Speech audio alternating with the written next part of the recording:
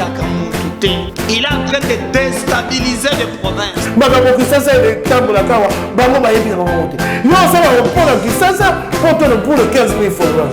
Le président Félix Antoine Tshisekedi a repris le projet.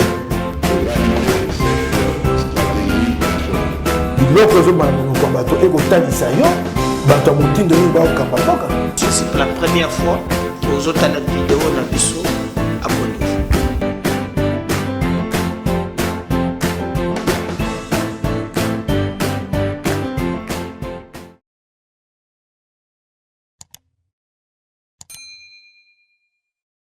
Entendu au niveau du parquet, au niveau de l'auditoire militaire, parce que c'est un civil. Quels que soient les faits pour lesquels il devait être entendu, nous estimons que ces faits-là ne peuvent pas être pris en charge par la haute juridiction militaire. Oui. Et il y a une doctrine abondante. Je crois que Laurent Loutala et le prof de Nabirungu ont suffisamment engagé la discussion sur les cas de la justiciabilité des civils par les militaires. Ok? Et même quand ils commettent les infractions, ça c'est de la doctrine. Mais justement, c'est ça le même problème, parce que dans le cas des BA, il y a aussi la présence peut-être des militaires. Même quand ils commettent les infractions avec des militaires complices et des polices. Oui. Ok? Oui. Pour autant que c'est lui, le civil, qui est principalement visé, oui. Eh bien, la juridiction compétente est la juridiction civile. Par contre, ça c'est dit où? Mais ça c'est la doctrine. Je parle de la doctrine abondante et même de la jurisprudence. Ok? Qui sont des sources de droit. Je ne vais pas vous emmener sur le terrain de la loi, parce qu'il y a aussi la loi qui le dit. Parce que je n'ai pas le code pour que je vous le lise. Maintenant, même quand il est avec les militaires en participation, c'est son juge qui prend en charge tous les autres, soit-il militaire ou policier. Maintenant, dans le cas sous examen, quel est l'argument qui peut sous-tendre le fait que M. François Biya soit jugé devant la haute cour militaire? Et les faits, vous l'avez suivi depuis la déclaration du porte-parole du président de la République jusqu'à des communications que vous avez vues par des agences estampillées des droits de l'homme. C'est des faits qui touchent à la sûreté publique, à la sûreté de l'État. Mais vous avez suivi, parce que les procès étaient quand même aussi télévisés, vous avez suivi une charge présentée qui est prise en charge par les droits militaires qui touchent à la sûreté de l'État. Je n'ai pas vu en ce qui me concerne. Et donc j'estime que c'est encore un argument de plus qui puisse sous-tendre l'opinion selon laquelle il faut qu'il aille à son juge naturel. Maintenant, je termine sur 2-3 exceptions. Il y a énormément de questions à vous poser. Voilà. La première question, c'est que le droit de la défense est un droit qui est sacré. Les avocats de M. François Biya ont eu à les soulever sur l'incompétence de cette juridiction militaire. Ils sont arrivés à demander la liberté provisoire. Et vous savez que dans notre pays, il a été consacré que le principe, c'est la liberté. La détention en est l'exception. Et les conditions pour que quelqu'un soit en liberté sont connues. Je pense que toutes les conditions sont réunies dans le cas de M. François Biya. Deuxième élément, la haute cour a rejeté toutes les exceptions. Floride, le droit est orphelin s'il n'y a pas le respect de la procédure. Ok? Et donc, dans le cas de M. François Biya, il est dessiné fondamentalement que nous allons de violation en violation et de la Constitution et de la loi qui doit régenter les fonctionnements de la haute cour. Pour terminer, l'état de droit a un socle. C'est que tout le monde est sous l'autorité de la loi et tout le monde n'a pour autorité que la loi. Si donc l'état de droit est devenu un mécanisme de confection des procès politiques à des visées politiciennes ou un mécanisme de juridicisation, mieux de légalisation des décisions politiques, et donc on n'aura rien fait par rapport à ce que vous avez appelé état de droit aujourd'hui. Ça va rester un état de droit emblématique, cosmétique, et bien dans l'option uniquement de faire plaisir à des individus, on aura décongestionné toute la philosophie du président qui a voulu faire du Congo un état effectivement de droit dans lequel la justice est distributive et elle est le dernier rempart de la société. Alors maître, ce que nous constatons avec votre argumentaire tout à l'heure, c'est que EBEA et M. Matata sont devant des juridictions qui ne peuvent pas les juger. Ici, il est juriste, hein? Il est praticien du droit, il n'est pas maître. Alors, oui. Le dossier de Matata, je Monsieur pense Laurent, avoir suffisamment d'informations. Oui. Mais parce que nous allons le faire de façon pédagogique et technique, et c'est pour ça que je suis là, je ne suis pas venu plaider ici, ce n'est pas une juridiction. Oui. C'est que le premier problème de M. Matata, je vais le devoir circonscrire. Le premier problème de Matata, c'est que la loi dit qui est le juge de qui. Et que le droit pénal, le droit constitutionnel pénal, ce qui est différent du droit pénal élémentaire, dit ceci. Le droit pénal, et ça il faut amener la nuance parce que le commun des mortels, comme on a dit pédagogique, ne va pas comprendre. Le droit pénal classique prend en charge les règles de procédure pénale, le juge et tout ce qui va avec. Mais le droit pénal, le droit constitutionnel pénal est un droit pénal dont les règles, en dehors du code pénal classique et des droits de procédure classique, les règles sont et des procédures sont dans la Constitution. Et ici, si vous lisez la loi autour de la question de la justiciabilité du Premier ministre et du chef de l'État, vous allez voir la démarche. Et donc, en ce qui concerne un Premier ministre, on s'adresse au Congrès. Le procureur général fait la requête. Il adresse au Congrès s'il estime que les faits punissables ont été posés par un Premier ministre ou un chef d'État. Quand le Congrès se réunit, il a l'autorisation de poser des actes. Et quand il instruit, il se rend compte que les faits qui sont par devant lui sont des faits graves. Il rentre encore avec une nouvelle requête pour demander l'autorisation de les poursuivre, donc de les déférer devant la Cour constitutionnelle. Et regardez l'article 167, la conséquence, c'est que quand le Premier ministre ou le chef d'État est condamné, la conséquence, il est déchu de ses fonctions. Et c'est à ce niveau-là que se limite l'intelligence de notre droit et des communs des mortels qui pensent que la justice se dit dans les réseaux sociaux. Je veux bien, j'ai entendu la justification des spécialistes pour dire que dans un état de droit, tout le monde doit avoir son juge naturel. Mais ce n'est pas à M. Matata ou à Laurent ou à Floride ou à David de venir inventer la roue. En ce qui concerne un Premier ministre ou un chef d'État qui n'est plus en fonction en droit politique congolais, il n'existe aucun juge compétent. Je l'ai dit déjà il y a une année. Et donc, vous avez vu ce qui s'est passé dans le dossier Matata, les réquisitoires, d'abord le tâtonnement du ministère public, du procureur général, la Cour de cassation, avec plusieurs la Cour constitutionnelle. Avec plusieurs réquisitions. Par saisir le Congrès, après il s'est rebuffé, parce qu'on s'est dit, il n'y a pas un Premier ministre, et puis là, il est parti saisir le Sénat, et le Sénat l'a débouté, et il est parti chercher un autre dossier pour venir, pendant les vacances parlementaires, obtenir l'autorisation dans le dossier des organisations. Dans ce dossier-là, depuis qu'on a fait cette procédure jusqu'à aujourd'hui, une année après, alors que le procureur n'a pas l'autorisation de laisser éternellement un dossier ouvert, jusqu'à aujourd'hui, il n'y a jamais de suite dans ce dossier, alors que M. Matata était mis en résidence surveillée, et après la résidence surveillée, il a été rappelé au parquet, on lui a demandé pardon, et le ministère des Finances a fait un communiqué pour demander à tous ceux qui se reconnaissaient dans le dossier de réalisation à amener des preuves s'ils n'ont pas été payés. Jusqu'à 90 jours après, personne n'a amené la main de preuves. Donc, ils ont été tous désintéressés. Il n'y a que le procureur général de la Cour constitutionnelle qui a encore des éléments à dire ou à avancer pour que ce dossier ne soit pas classé. Et donc, quand le procureur, et il y a quelque chose qu'il faut souligner fondamentalement, c'est que le procureur s'est invité quand on lui a opposé le fait que dans le dossier Boukangalonzo, il n'y a pas eu levé des humilités. Il a sorti une fausse théorie, ce qu'on appelle une théorie discutable, je voulais dire, qu'il appelle l'extension de la levée des humilités. Non, en droit congolais, et même en droit français, je voulais dire en droit comparé, oui, quand on lève les humilités, il y a la théorie de l'exclusivité. Donc, on lève les humilités dans un cas précis, on ne peut pas étendre ces humilités dans d'autres dossiers. Et il y a eu ce qu'il y a eu comme semblant d'audition, poser juste la question à si c'est lui ou s'il peut accepter de coopérer, il a refusé. Et on a pris ces PV de 2 questions, on a envoyé devant le juge. Le juge constitutionnel, dans son arrêt RP 001, oui, rend un arrêt savant, historique, en disant qu'ils sont incompétents. On peut accepter, omettre tout l'absence des actes de procédure, mais si M. Matata est condamné, quelle est la conséquence? On doit le déchoir. Où est donc M. Matata, qui est Premier ministre? Il ne l'est pas. Il ne l'est pas. Il n'y a que des juristes de seconde zone qui doivent donner contenu contraire à cet argumentaire. Les juristes de dimanche. Le dimanche, comme dit le professeur Evariste Bouchard. Allez-y. Maintenant, quand la Cour se prononce, ça devient aussi facile. Oui. La Cour est dessaisie comme le parquet l'a été. Oui. Le dossier est renvoyé au niveau du greffe de la Cour pénale, de la Cour constitutionnelle. Oui.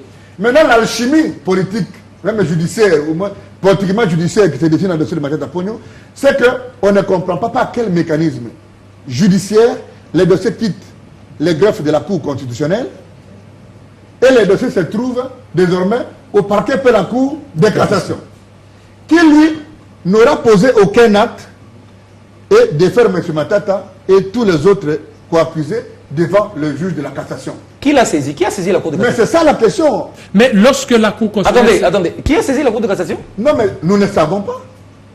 Nous ne le savons pas. Et donc, c'est un scandale parce que, en droit congolais, oui, la Cour constitutionnelle n'est pas une juridiction de l'ordre judiciaire. La Cour constitutionnelle est une juridiction d'exception, une juridiction à part. Et donc, le procureur général près la Cour constitutionnelle n'obéit pas à la théorie de l'unicité du ministère public par rapport au procureur général pour la Cour de cassation. Si il y a une démarche dans le sens de juger Matata à nouveau à la Cour de cassation, il y a deux questions qui se dégagent. La première, c'est de nous dire qui a saisi la Cour de cassation, le parquet pour la Cour de cassation, ou si c'est sur l'initiative du parquet lui-même, où sont les deux actes, okay, même les trois, les deux requêtes, demande d'instruction, demande de mise en accusation et la levée des immunités du Sénat. Mais deuxième conséquence, si on se rend compte qu'on a respecté la procédure de ce côté-là, on pose la question.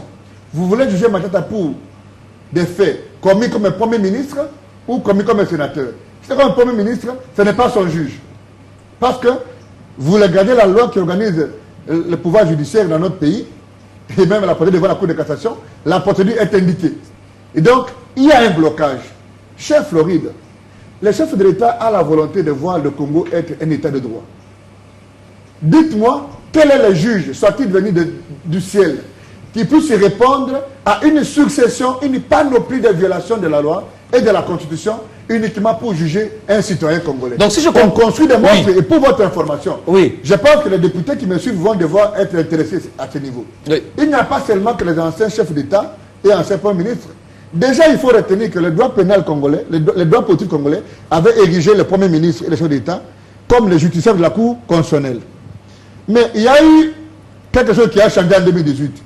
On a voté la loi portant statut d'ancien chef d'État. Oui. Et à ce niveau-là, on a irresponsabilisé pénalement les chefs d'État pour tous les actes qu'ils ont posés. Mais comme le législateur n'a pas été attentif, le législateur a omis de prendre en charge le Premier ministre qui lui aussi avait le même sort que lui au niveau de la Cour constitutionnelle. Et je mets quiconque au défi ici qu'on amène toutes les théories de la qualité, de la cristallisation, des moments, la commission des faits au moment de...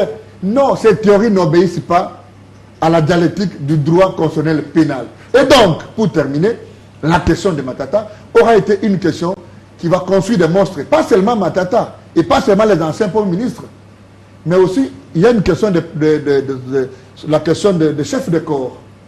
Les anciens chefs de corps, qui sont pris en charge aussi par un cadre juridique, une loi. Quel est leur juge? Je demande aux juristes qui me suivent à la maison, qui nous indiquent aujourd'hui un ancien juge, un ancien président de la Cour constitutionnelle, un ancien président de l'Assemblée nationale, un ancien président du Sénat, quel est son juge pour des faits qu'il a commis à l'occasion ou pendant ou à l'occasion de l'exercice de ses fonctions? Il n'y en a pas non plus. Il n'y en a pas. Waouh. Alors, maître, dès lors que la Cour constitutionnelle s'était déclarée incompétente, n'est-ce pas automatiquement c'est la Cour de cassation qui s'en saisit? Non, cette réflexion n'obéit à aucune dialectique. Le juge, je te dis, quand la Cour s'estime être incompétente, la Cour ne s'est pas limitée à s'estimer incompétente. La Cour a seulement aussi dit dans son arrêt que dans un état de droit, ok, pour que toute personne soit jugée, on doit connaître deux choses. Son juge compétent doit avoir préalablement, pas parce qu'on a arrêté Matata, ou Zantoto ou David, qu'on doit commencer à se confectionner un juge. Non. on doit avoir eu la possibilité d'identifier son juge avant. Et deuxième conséquence, on doit avoir identifié la procédure. Mais dans le cas d'un ancien Premier ministre, quelle est la loi qui indique son juge et quelle est la loi qui indique sa procédure? Aucune loi. Je l'ai dit à TV5, le juge de Matata n'est pas encore né. Et même si aujourd'hui le législateur revient à la charge pour organiser les choses dans ce secteur, la loi ne peut rétroagir que quand elle est profitable aux prévenus. Et c'est du droit pur. Et le principe nobis idem, c'est que Matata, la même juridiction, dans un premier temps, s'était déclarée compétente, la Cour de cassation, et les dossiers est allé au niveau de la Cour constitutionnelle. Après, c'est cette même Cour de cassation qui reprend ces dossiers. Ce principe aussi violé. Non, la Cour de cassation, le parquet pour la Cour de cassation ne s'est pas déclaré compétente. Oui. En fait, le dossier a été visiblement initié sur les armoiries d'un vieux dossier qui était sous le régime de RI, ce qu'on appelle les registres d'information. Et au moment de procéder par rapport à ces dossiers qui étaient en fait même avant le pouvoir actuel, il y a eu l'influence des rapports qui sont venus de l'IGF pour ressusciter le dossier. Et les parquets pour la Cour de cassation, les 24 magistrats réunis, ont eu à donner leur avis parce que le dossier ne peut pas aller au parquet pour la Cour constitutionnelle sans que le procureur général pour la Cour de cassation n'ait consulté l'ensemble en plénière.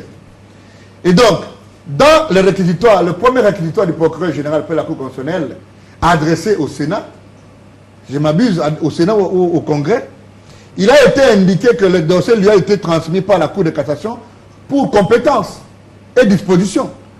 Donc, c'est à ce moment-là que je rejoins ou que j'emprunte votre principe de non bis idem. Le parquet pour la Cour constitutionnelle, pour la Cour de cassation, ne peut pas décliner aujourd'hui sa compétence ou s'estimer compétent parce qu'il avait déjà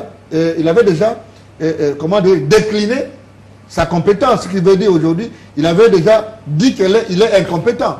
Et cela induit que le parquet, qui est l'organe de poursuivre dans un procès pénal, c'est déclaré déjà incompétent. Le juge qui lui est rattaché est aussi incompétent. Mais non bis idem ne veut pas dire en termes d'instruction préjudicielle, mais le juge qui est de la compétence, ou dont la compétence est liée à son parquet, va être incompétent parce que dans un procès pénal, il y a celui qu'on appelle l'organe poursuivant, c'est le ministère public. Qui lui s'est déjà estimé incompétent, je ne sais pas par quelle alchimie juridique le juge de cassation va se déclarer lui compétent. Alors, Monsieur Laurent, ça veut dire que nous allons assister au même scénario au niveau de la Cour de cassation, c'est-à-dire de même que la Cour constitutionnelle s'est déclarée incompétente, de même, on s'attend aussi à ce que la Cour se déclare incompétente. Donc, chaque cour a sa manière de procéder, chaque avocat a sa manière de faire. J'estime qu'avant qu'on aille à l'instruction, il y aura des moyens qui vont être soulevés, des préalables liés à la déclinaison des compétences. Pour aboutir à quelle conclusion? Non, mais aboutir au fait que le bon Dieu n'a pas encore créé son juge. Ben, ça veut dire qu'on va aboutir à l'incompétence de la Cour. Bon, je ne sais pas prédire ici, nous faisons une émission pédagogique. La décision de la Cour... Oui, mais en tant que praticien du droit... Vous parlez en tant que praticien du droit, au regard, évidemment. En tant que praticien de droit, oui. Je ne sais pas un juge sérieux qui puisse aller au-delà de sa compétence. Si vous pondez un arrêt dans le champ qui n'est pas de votre compétence, quelle en est la valeur juridique? Alors, quelle aussi... Et même la crédibilité de notre système judiciaire, parce que le monde entier nous suit. Dans ce collectif, nous avons aussi des avocats français. Il y a d'autres avocats qui sont d'autres pays.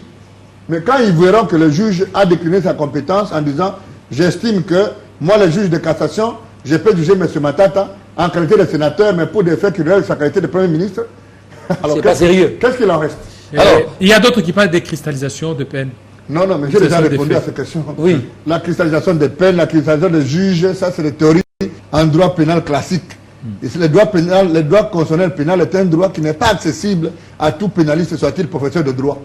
Il faut être praticien, mais il faut mélanger le droit pénal au droit constitutionnel pour être d'abord constitutionnaliste et s'occuper de la question du droit pénal et comprendre le droit constitutionnel pénal. À défaut, c'est très compliqué.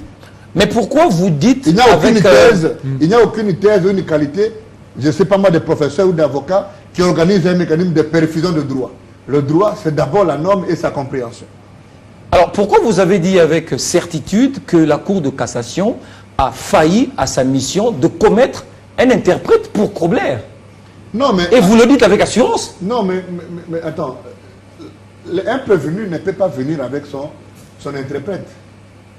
Ce n'est pas ce que la loi prévoit. Ah bon? La Cour, au travers de ses services, a le devoir, en sachant qu'on va juger quelqu'un dont la langue n'est pas la nôtre, il parle en anglais, la Cour a l'obligation de commettre un interprète assermenté, parce que si M. Zanto te parle son anglais, je ne sais pas moi, de mon limace, tu risques de venir traduire, mais quelle est la valeur de ta traduction?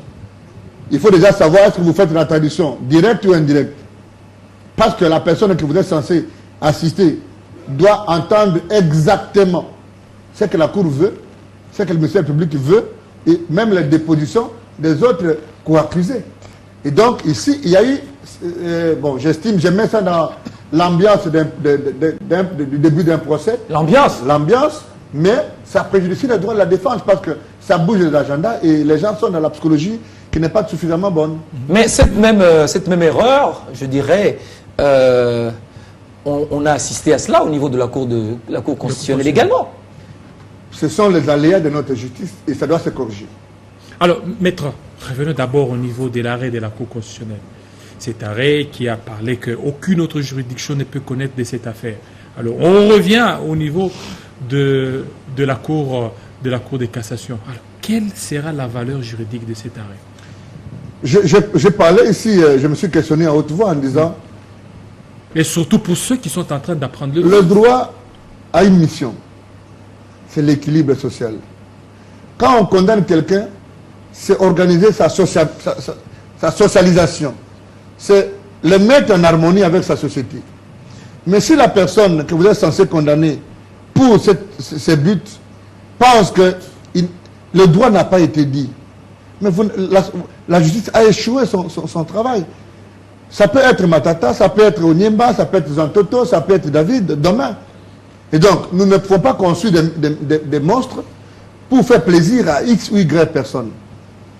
J'estime que l'arrêt aura toute sa valeur juridique parce qu'il aura été un arrêt pondu par une juridiction qui en a la qualité. Mais que l'arrêt n'aura vraiment pas aidé le droit ou l'avancement de la justice dans notre pays parce que ça sera une jurisprudence isolée qui va devoir émousser toute la valeur de notre système judiciaire. Est-ce que vous allez le brandir au cours du procès ou les avocats de Matata vont recourir à cet arrêt? Non, mais l'arrêt est là. Oui. L'arrêt est là et il n'y a aucun juge de la cassation qui puisse aller dans ces procès sans jeter un coup d'œil sur l'arrêt de la Cour constitutionnelle. Parce que c'est l'arrêt directeur qui guide justement la religion de cette procédure. Moi, la question que j'allais poser, c'est celle de savoir, la Cour de cassation, ou bien les membres du gouvernement sont justiciables devant la Cour de cassation. Mais le Premier ministre aussi fait partie du membre du gouvernement. C'est une question qui vient... Je dois me rappeler la disposition, mais je dois lire l'article, je crois, 156 ou 153, je m'abuse, en tout cas autour de cette disposition, qui dit que la Cour de cassation est compétente pour juger les membres du gouvernement, les parlementaires, les députés, les sénateurs, en dehors, les membres du gouvernement, en dehors du Premier ministre. Ah, il a été écarté de cette liste? Il a été écarté clairement et c'est comme ça que son régime pénal a été pris en charge par le droit, par la Cour constitutionnelle. Ah, parfait. Et donc, c'est plus simple que cela. Voilà, donc il y a beaucoup plus de violations de procédures dans tous les procès qu'on a énumérés. J'estime que, parce que nous parlions de, même si on s'est attelé énormément sur la situation de M. Matata, contrairement à au temps qu'on a mis sur d'autres procédures, j'estime pour ce qui me concerne que l'état de droit en réalité connaît un problème de contenu. Les gens ont pensé que l'état de droit c'est arrêter de hautes personnalités, les amener devant le juge sans preuve et dire quelque chose d'état désormais, tout le monde peut aller en prison. On peut dépasser le cas de M. Matata pour aller au cas de M. Bilengue. M. Bilengue a été arrêté, DG de la RVA. Pour détournement de deniers publics, condamné à 20 ans. Il est allé en cassation. On a vérifié les dossiers parce qu'un praticien de droit doit tout vérifier. On vérifie les dossiers, on se rend compte qu'il a été condamné parce qu'il n'a pas donné de cotisation à l'INSS. Une redevance. OK? Qui veut que toutes les entreprises cotisent à l'INSS. Mais quand il présente les tableaux, il dit, mais regardez ce que nous rentabilisons. Et vous savez que toutes les entreprises dans notre pays sont en faillite. S'il y avait la rigueur, les entreprises sont en faillite parce qu'ils ne font que l'argent pour payer les salaires et peut-être pour mettre la peinture. Ils ne font pas le gain. On a fait dans ce pays une grande réforme, la transformation d'entreprise. C'est devenu des entreprises société commerciale, oui. Mais est-ce qu'une société commerciale qui ne fait pas de gain est une société commerciale? Pas du tout. Mais Bilengue démontre que voilà ce que nous produisons. Et au lieu de payer les cotisations à l'INSS, nous privilégions le salaire pour maintenir les services au niveau de l'entreprise. Et pour ça, il est coupé de 20 ans. Mais il est allé en appel, en cassation de l'entité, il a fait 20, et plutôt il a été condamné à 20 ans. Il a fait 1 année et plus en prison. Mais en cassation, on a remarqué que le juge du premier degré dans son cas, c'est-à-dire le juge d'appel de Gombe, n'a pas dit le droit. Mais alors, qu'est-ce qu'il en reste l'état de droit? Et c'est comme ça que le système judiciaire est malade. Par moment, nous nous posons la question sur la volonté du président. Le problème de notre système judiciaire, ce n'est pas nécessairement les hommes. C'est quoi? C'est aussi ce que nous voulons faire de ces hommes que nous engageons. Parce que si vous voulez dire à un juge, sois sérieux, mais vous estimez que pour les frais de ma famille, il doit fermer les yeux, vous n'avez pas fait le travail. Mais au fond, les magistrats eux-mêmes, on a dit l'état de droit, on veut que les magistrats soient autonomes, que le pouvoir politique ne puisse pas s'inviter dans le fonctionnement de la justice. Rappelez-vous de la loi Sakata et Minakou. Les gens ont marché. Mais aujourd'hui, quand vous observez le comportement du juge, déjà l'enveloppe salariale qu'on donne à l'ensemble comment on appelle, des conseils supérieurs de magistrature, 70% de cette enveloppe va au fonctionnement et 30% va au salaire. M. Tambo Mamba a dit en son temps, est-ce qu'on ne peut pas inverser la balance? Que 70% aille au salaire pour permettre à ce que les juges soient dans de bonnes conditions et que 30% aille dans le fonctionnement. Parce que quand vous allez dans le cours des tribunaux, c'est à peine que vous pouvez rentrer dans une salle climatisée. C'est à peine que vous pouvez rencontrer un greffier qui peut enrôler votre dossier. Je vous envoie ici, par exemple, dans des parquets, plutôt dans les auditorat. Vous déposez votre plainte contre un policier, un militaire. Si vous n'avez pas donné 10 $, on ne réceptionne pas la plainte. Ça, c'est une réalité. On ne réceptionne pas la plainte. Vous le dites parce que vous avez vécu cela? Non, mais écoutez. C'est une pratique courante? C'est une pratique courante. C'est un secret de polichinelle. Alors, nous disons, l'état de droit, c'est bien beau. Mais au lieu que ce soit un état de droit proclamatoire, il faut que ce soit un état de droit vécu et que la volonté politique accompagne cet état de droit dont le décor peut servir de levier pour la vision du chef de l'État. Laissez-moi me permettre de poser cette question. On a vu Matata Ponyo quand il était en Guinée, rentrer pour cette affaire de Boukan Alonso devant la Cour constitutionnelle. Il est parti pour les États-Unis. Beaucoup de gens savaient qu'il ne reviendrait pas puisque le dossier a été renvoyé au niveau de la Cour de cassation. Est-ce que vous-même, en tant que praticien du droit averti, observateur, comment vous avez analysé ce comportement? Bon, moi j'estime que c'est un comportement d'un homme qui ne se reproche de rien. Parce que quand il a tweeté, il était en Guinée. Je peux vous rassurer qu'en ce moment-là, j'étais déjà presque consulté dans le dossier, mais je rentrais dans ma chambre et je me disais, mais ce monsieur ici, tel que je le vois aussi faible, est-ce qu'il peut tenir 2 nuits à Makala sans craquer? Mais il est arrivé. Et il est allé devant le juge. Et quand il est parti cette fois-ci, encore une fois, contrairement à vous, je savais qu'il va revenir. Ah bon? Parce qu'il disait qu'il va revenir, parce qu'il ne se reproche de rien. C'est une machination politique à la judiciaire en vue de devoir les mettre dans une situation d'inconfortabilité politique. Et donc, ça n'a pas été une surprise pour moi, peut-être pour le commun des mortels, parce que vous représentez que quand il sort de l'aéroport, Je pense même que c'est avant qu'il n'appelle son épouse, depuis dire qu'il j'ai atterri. Mais quelqu'un, probablement qui est de service d'immigration, l'a pris en photo parce qu'on a vu même un agent de service d'immigration à ses côtés. À ses côtés. Ouais. Et pourquoi vous n'avez pas conseillé qu'il ne rentre pas? Non, la mission d'un avocat, ce n'est pas de dire à un client de ne pas venir. La mission d'un avocat, soit de l'assister, soit de le représenter. Et vous faites ce qu'il veut. Mais l'avocat ne défend qu'une cause qu'il estime juste. Pour autant que moi j'estime que la cause est juste et que la fuite n'est pas à craindre parce que les moyens de droit sont là et ils sont établis, pourquoi vous devez demander à un avocat de demander à quelqu'un de se soustraire? Il était parti pour des soins? Je me rappelle le PDG du groupe Nissan, quand il a été appréhendé dans un pays quelque part, il s'est soustrait. Quand on lui pose la question, mais tu t'es soustrait de la justice, il a dit non, non, on ne coopère pas avec l'injustice. Je me suis soustrait de l'injustice. Mais il a quitté le Japon. Il a quitté le Japon. J'estime qu'il s'est caché au Liban. Oui. Et donc, pour moi, je n'ai pas pour mission de demander à quelqu'un, encore qu'ici, je n'ai pas comme avocat de Matata. Donc, ces questions vont venir plus tard si vous m'appelez. Ça vous redonne confiance, vous, en tant que vous ayez un client qui vient et qui se présente et qui est confiant? Je n'avais pas de subjectivité parce que quand vous m'appelez avocat et que vous m'invitez à parler de mon client, merci. Je pense que je ne sais pas le dire, mais j'estime tout ce qui me concerne que quel est cet avocat qui n'aurait pas le plaisir de voir, pas nécessairement pour les questions d'honoraires, parce que vous pouvez avoir des honoraires même en faisant des notes en distance, mais un avocat qui sait que les éléments qui sont à sa possession sont clairs, que son client n'a pas volé de l'argent et qui voit le client dans son courage traditionnel arriver devant le juge pour décliner ces moyens et c'est justifié, mais c'est historique. Attendons voir. Voilà, merci beaucoup, Monsieur Laurent Onyema.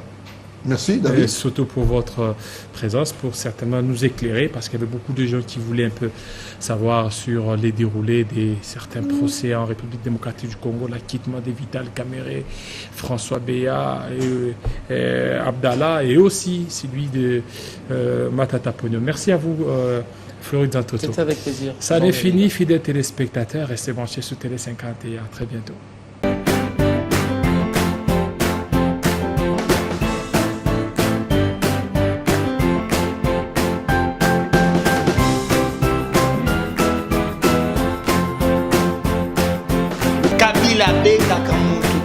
Il est en train de déstabiliser les provinces.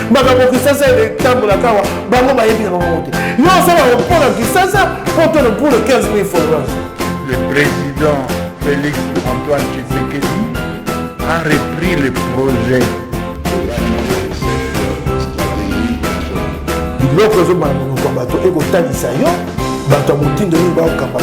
C'est la première fois que vous avez une vidéo dans le abonnez-vous.